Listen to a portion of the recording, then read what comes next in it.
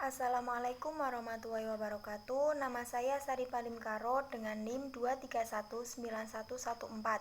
Di sini saya akan menyampaikan tugas mata kuliah Ilmu Pendidikan, yaitu meresensi novel atau buku.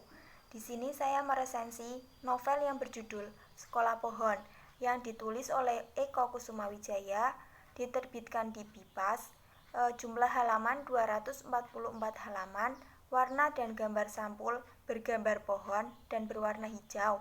Tahun terbit cetakan pertama di Bogor pada bulan Juni 2016. Dalam novel yang berjudul Sekolah Pohon terdapat nama-nama tokoh. Yang pertama ada Jaya, yaitu orang yang punya mimpi tapi takut untuk merealisasikan mimpinya itu. Yang kedua ada Pak Setot, orang yang ambisius dan orang yang menyemangati Pak Setot untuk segera merealisasikan mimpinya. Yang ketiga Farah, anak yang pintar, penyayang dan hidupnya penuh dengan semangat. Yang keempat Ibunda Farah, orang yang sangat penyayang dan mendukung anaknya ketika sedang jatuh. Yang kelima Ibunda Farah, Ibunda Gina, pengajar yang baik, mampu memberikan ilmunya kepada anak pemulung. Yang keenam Rachel, anak yang baik dan dia mahasiswi yang suka pada Arjuna. Yang ketujuh ada Arjuna, yaitu orang yang baik, punya semangat juang yang tinggi dan dia mau dan merelakan waktunya demi anak pemulung. Yang kedelapan ada Adi, anak seorang pemulung yang mau merubah nasibnya dan pasti dia anak yang pintar. Yang terakhir ada Rosa, anak yang sebenarnya jenius, tapi karena dianggap aneh oleh teman-temannya, ia dipindahkan dan akhirnya pindah ke sekolah pohon.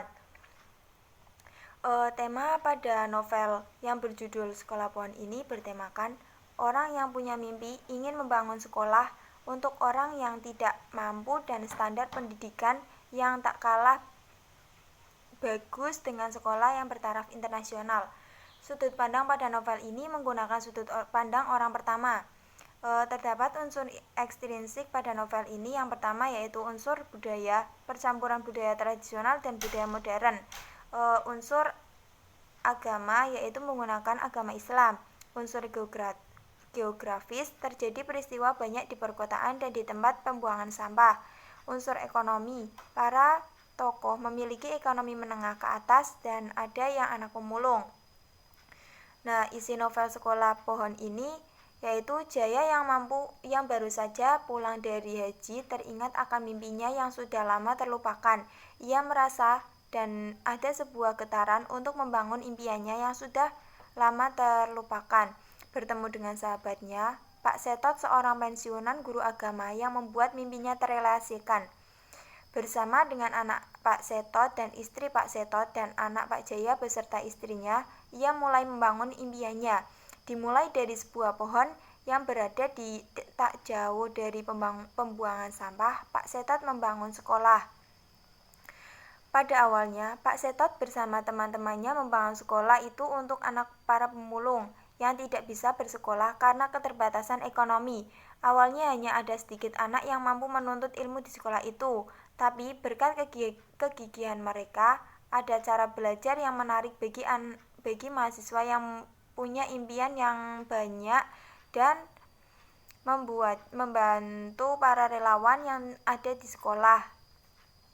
Karena Arjuna dapat dipercaya untuk memegang amanah, akhirnya Pak Jaya dan Setot menyerahkan jabatan kepala sekolah kepada Arjuna. Sekolah Pohon yang awalnya hanya untuk orang yang membutuhkan saja, akhirnya didatangi oleh seorang siswi bernama Rosa. Dia seorang siswi dari sekolah bertaraf internasional, tapi karena dianggap aneh, akhirnya ia bersekolah di sekolah tersebut. Dan akhirnya Rosa datang dan karena nyaman dan Rosa bersekolah di sekolah pohon, dan sebagai ganti biaya orang tua Rosa menjadi donatur di sekolah pohon tersebut. Karena terdapat undangan lomba dari sekolah bertaraf internasional, sekolah pohon mengirimkan Rosa untuk berpidato bahasa Inggris dan Hasan untuk presentasi tentang kebumian. Presentasi Hasan sangat memukau, dan selanjutnya adalah Rosa yang berpidato. Pidatonya sangat memukau. Sekolah Pohon diresmikan oleh wali kota. Ternyata selama ini Dan ternyata selama ini Arjuna menyimpan rasa receh. Dan dia mengumpulkan keberaniannya untuk melamar Receh dan ternyata lamarannya diterima. Resensi yang terakhir yaitu tentang komentar.